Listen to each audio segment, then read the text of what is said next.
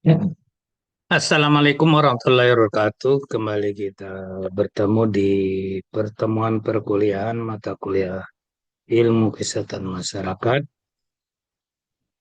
Pertemuan yang keenam ini kita akan membahas tentang fenomena penyakit menular. Bagaimana, apa itu penyakit menular? Ya, kita akan pahami konsep dasarnya.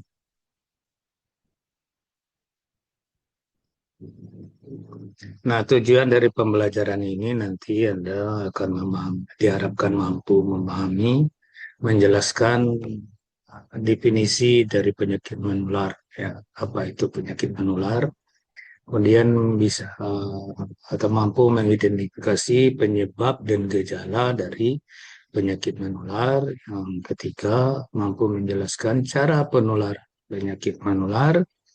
Yang keempat, menyebutkan langkah-langkah pencegahan dari penyakit menular tersebut. Dan selanjutnya tentu akan lebih memahami bagaimana peran kita sebagai salah satu tenaga kesehatan dalam upaya pencegahan penyakit menular. Kita awali dengan definisi apa sih yang disebut dengan penyakit menular. Ini perlu dipahami oleh kita semua. Nah, namanya penyakit menular atau sering juga disebut dengan penyakit infeksi. Jadi penyakit infeksi atau penyakit menular. Nah, menular ya berarti tular. Nah, tular, menular. Nah, suatu penyakit yang disebabkan oleh agen infeksi baik dalam bentuk bakteri, virus, parasit atau jamur yang dapat berpindah dari orang ke orang, dari host ke host, bisa dari hewan ke manusia, dari manusia ke hewan atau dari lingkungan ke manusia. Jadi menular itu faktor penyebabnya itu bisa berpindah, ya, berpindah dari satu penderita ke calon penderita selanjutnya. Nah, penderita itu bisa dari orang ke orang atau dari hewan ke orang atau sebaliknya. Atau dari lingkungan itu bisa, jadi misalnya lingkungan itu bisa benda, bisa air, atau apapun yang sudah ada bakteri atau virus di sana, lalu terkontaminasi dengan kita, sehingga kita tertular. Sehingga bakteri, virus, jamur, atau parasit itu tumbuh pada individu baru, tempat atau host barunya, atau inang barunya, sehingga dia menimbulkan penyakit. Nah, itu disebut, sehingga itu disebut dengan menular. Jadi penyebabnya itu bisa berpindah kepada individu, kepada orang yang atau hewan yang lainnya. Yang awalnya tidak menderita, lalu dengan dia tertular, berpindah pada dia sehingga virus itu berkembang menimbulkan masalah penyakit. Nah, contohnya penyakit menular ini ya, yang sering terjadi di tengah masyarakat ya TBC. Ini TBC ini bisa menular lewat droplet ya, lewat pernapasan. COVID nih yang jadi heboh, jadi pandemi ya. Kemudian DBD ini udah sering terjadi. Kemudian HIV/AIDS sampai sekarang masih jadi fenomena. Yang kemudian malaria. Ini semuanya penyakit yang bisa berpindah kepada calon penderita baru bila dia terkontaminasi atau virusnya, bakterinya masuk pada dirinya. Nah, penyebab dari penyakit menular tadi sudah disinggung, di definisinya sudah disebutkan bahwa agent, ada mikroorganisme atau agent dari atau makhluk itu yang sangat kecil, itu mikroorganisme yang bisa menimbulkan masalah penyakit. Itu bakteri. Ya. Bakteri ini macam-macam jenisnya. Mycobacterium tuberculosis ini menyebabkan TBC, ada Salmonella TB menyebabkan tifus. Ada jenis virus, ada SARS, COVID, ya, HIV/AIDS yang baru-baru kan ada SARS, COVID, HIV/AIDS. Ada parasit, ya, Plasmodium, ini malaria, ini dibawa oleh nyamuk ini. Kemudian jamur, Candida albicans, ini jamur ini biasanya pada kulit. Nah, kenapa agen ini atau penyebab dari penyakit menular ini bisa tumbuh, berkembang, dan berpindah dari orang ke orang lain?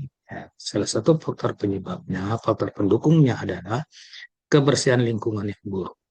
Karena bakteri, virus ini tentu dia sangat menyukai lingkungan yang tidak bersih. Ya.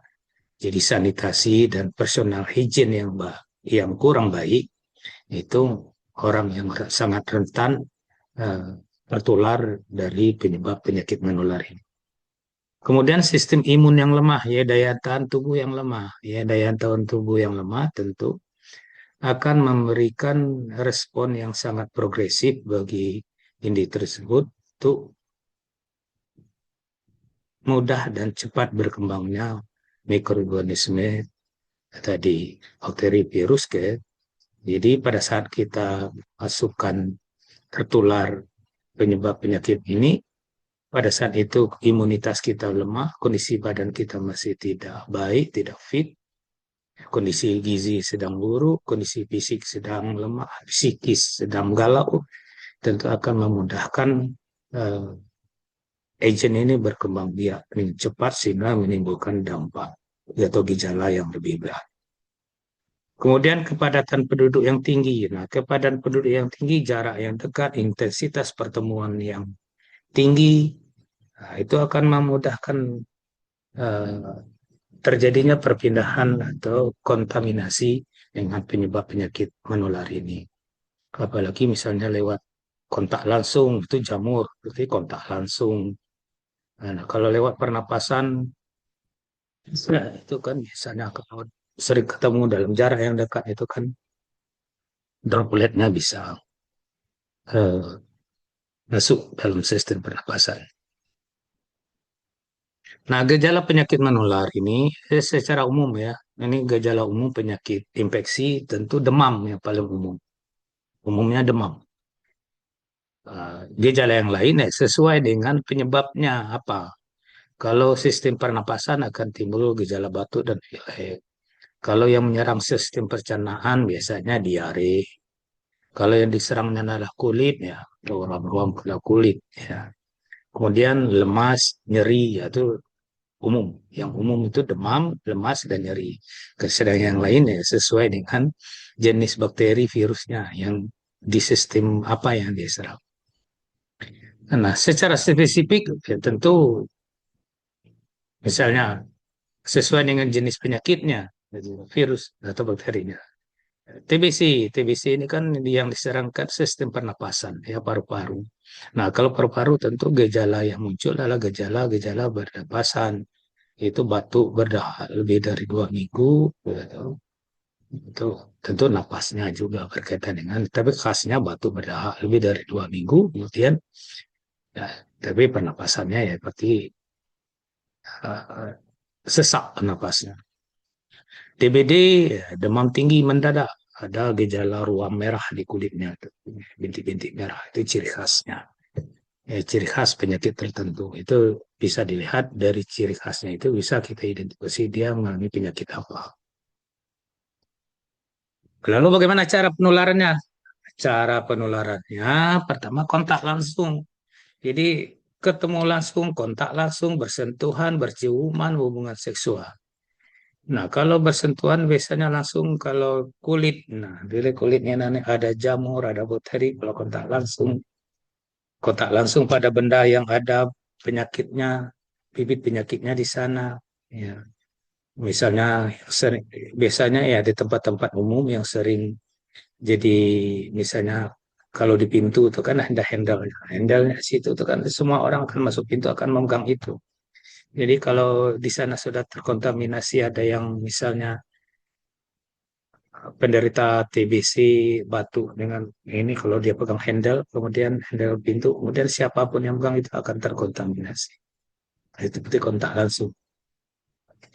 Kemudian ciuman, ciuman ini kalau penyakit itu lewat eh, cairan tubuh, lewat air ludah itu bisa dan juga lewat hubungan seksual. Ini misalnya IBH itu lewat hubungan seksual.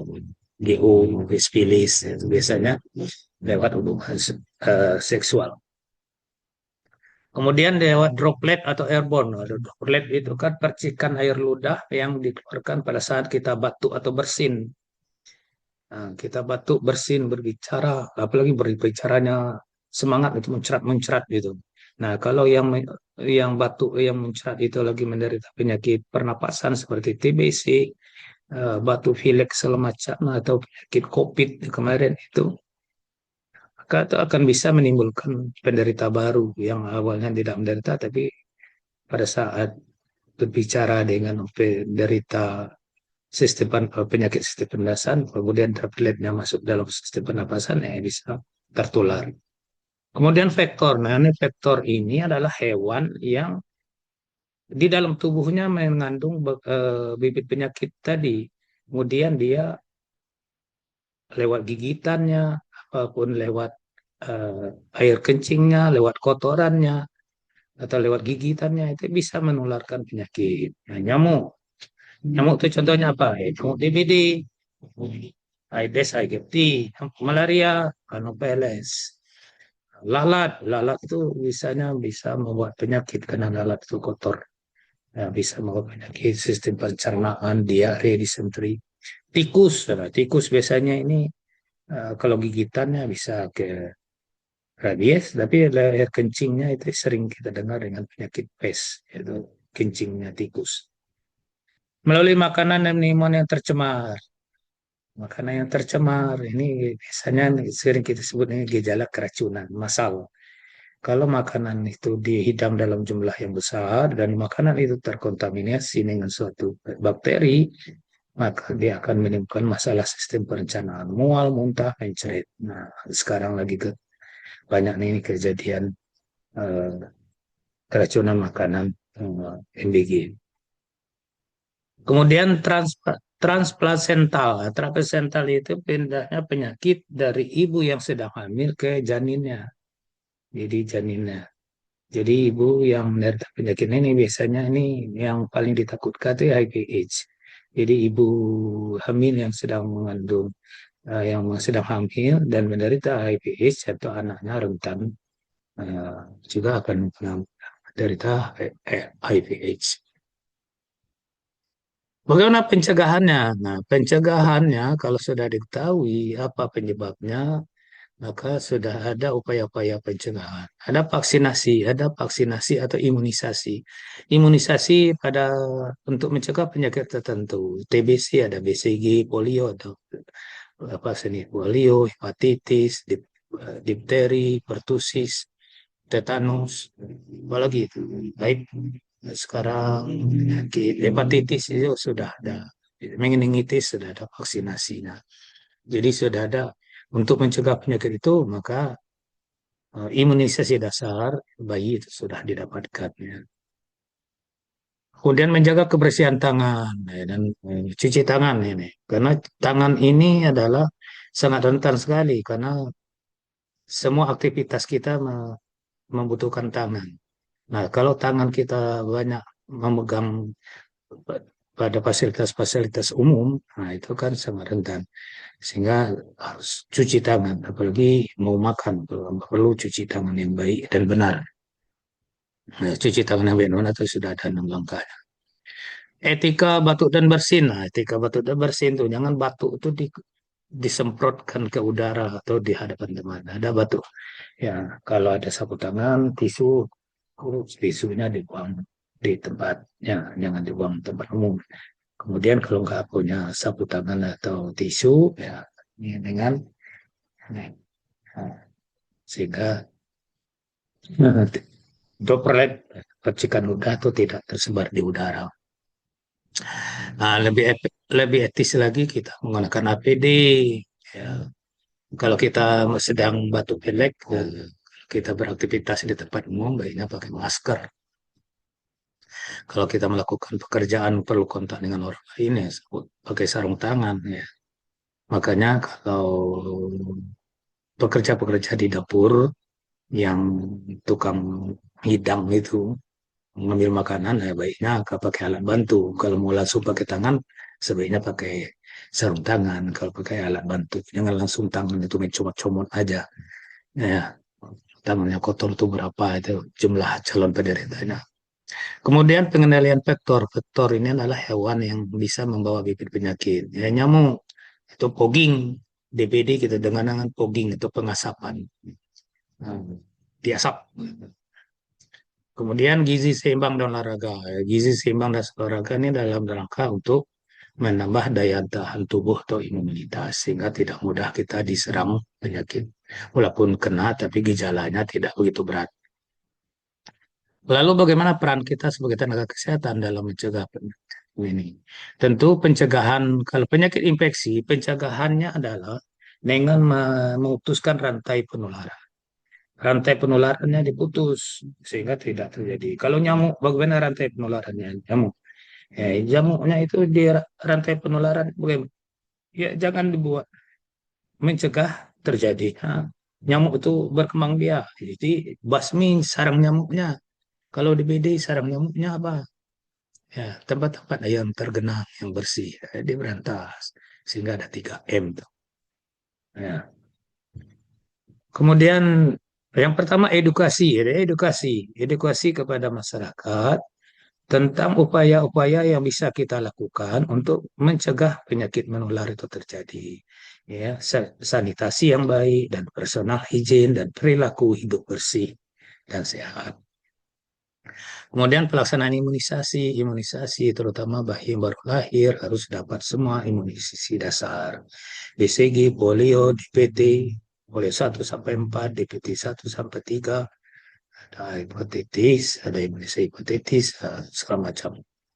Pengawasan kesehatan lingkungan ini penting karena sanitasi yang baik akan mencegah timbulnya masalah kesehatan. Pencegahan infeksi di fasilitas kesehatan, terutama di tempat-tempat umum. Nah, perlu ya pencegahan infeksi. Dia lagi eh, memang di sana misalnya di rumah sakit itu perlu ya, pencegahan penyakit maka perlu eh, cara kerja yang protektif ini kan memakai APD. Kemudian surveilan penyakit menular. Survei ini seperti tadi yang pertemuan sebelumnya sudah kita bahas tentang deskriptif tadi. Epidemiologi deskriptif melakukan survei siapa penderitanya, kapan, di mana, dan apa gejalanya, dan bagaimana kejadian itu bisa terjadi. Kemudian melakukan pendampingan pada pasien dan keluarga kalau sudah mengalami penderitaan untuk pengobatan dan melakukan edukasi upaya-upaya untuk pencegahan selanjutnya. Jadi kesimpulan dari materi kita, penyakit menular dapat dicegah. Jadi penyakit menular itu lebih baik mencegah ya, dengan pola hidup bersih dan sehat tadi. Nah, personal hygiene, kemudian sanitasi yang baik dan perilaku yang sehat, pakai APD, masker, hidup bersih dan sehat itu sangat penting untuk menghindari kita tertular penyakit menular. Nah, sebagai tenaga kesehatan tentu kita sangat berperan dan supaya melakukan edukasi kepada masyarakat. Bagaimana merubah perilaku-perilaku yang tidak sehat menjadi sehat. Ya, kebiasaan-kebiasaan buruk yang bisa menimbulkan masalah kesehatan itu dilakukan edukasi sudah bisa dikurangi atau dihilangkan. Nah, pelaksanaan pencegahan mengajak masyarakat dalam upaya preventif, baik melakukan imunisasi dan pencegahan dini. Dan yang paling penting adalah bagaimana kita mengajak sektor lain ikut berperan dalam upaya pencegahan penyakit ini. Ya, tidak bisa permasalahan kesehatan ini ditangani, diselesaikan oleh orang kesehatan. Perlu sektor lain, stakeholder bidang lain ikut berperan, apalagi berkaitan dengan perilaku dan lingkungan. Saya rasa itu materi kita bisa lanjutkan dengan diskusi baik secara in class maupun di luar kelas. Kita bisa berdiskusi kapan saja, kita bisa ketemu untuk memperdalam pemahaman kita tentang materi penyakit infeksi. Saya rasa itu, terima kasih. Assalamualaikum warahmatullahi wabarakatuh.